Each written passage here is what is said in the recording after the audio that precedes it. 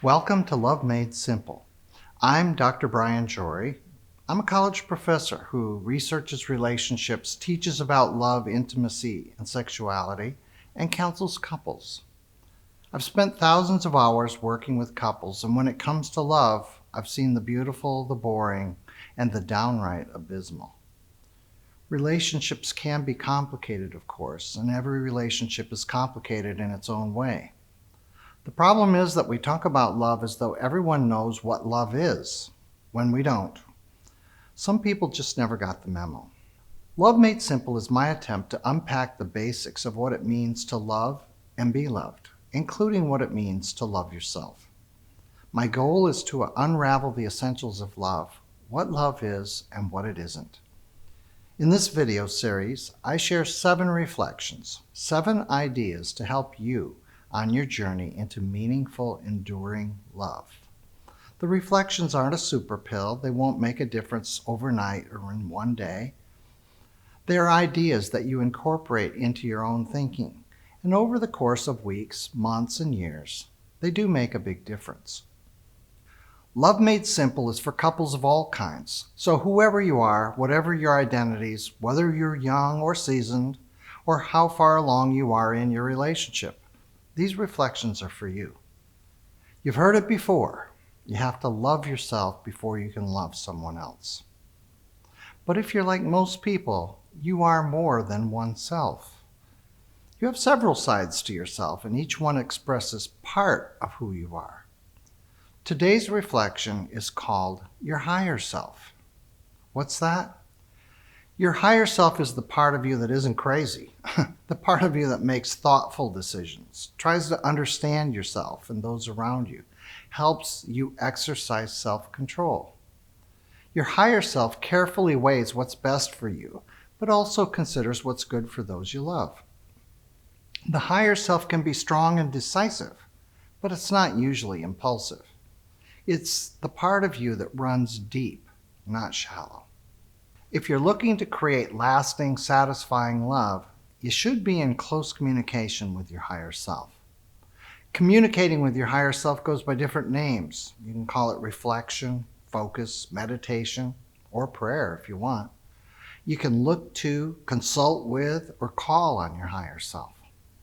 The point is that when loving gets tough, anyone who wants to get through the difficulties needs to step outside their normal habits and rise above the fray. Your higher self connects you with your values and tries to block you from becoming the person you don't want to become to the person you're meant to be. Let me give you a few examples. When conflict erupts in your relationship or hurt leaves a gaping wound and you're tempted to call names, slam a door, or throw something, your higher self might whisper in your ear, "Is it really worth all that?" Your higher self puts you in the driver's seat to control raw, reactive emotions. Stay calm, manage your fear, anger, jealousy, and resentment constructively. When you start looking down your nose at your partner, feeling arrogant, critical, or judgmental, and you're tempted to start barking orders, point your finger and demand that your partner do this or do that, your higher self will remind you of the good things your partner does when all you can think about is the bad. Your higher self lets you know in no uncertain terms that your partner isn't a puppet or a pet and you are not the master. If you feel down about your life and find yourself complaining, whining, and feeling sorry for yourself, your higher self will help you look for ways to make things better. It will help you realize that you're not the only one with traumas and losses. Anyone who makes it to adulthood has a scar or two to prove they're human. Your higher self knows that we aren't meant to be happy all the time. We're meant to have purpose and to stay on course to fulfill our purpose even when the path is full of potholes and barricades. If you're a shy person who's afraid to say what you think, or the silent type who speaks up only when you have to, your higher self can help you form ideas, put words into your mouth, and give you the confidence to say what you need to say. If you're a talker who always has an opinion and likes to have the last word, your higher self will give you the patience to listen. When your partner disagrees with you, just say thank you for explaining it to me and try to understand how he or she looks at things. That's all you have to say, nothing more, nothing less.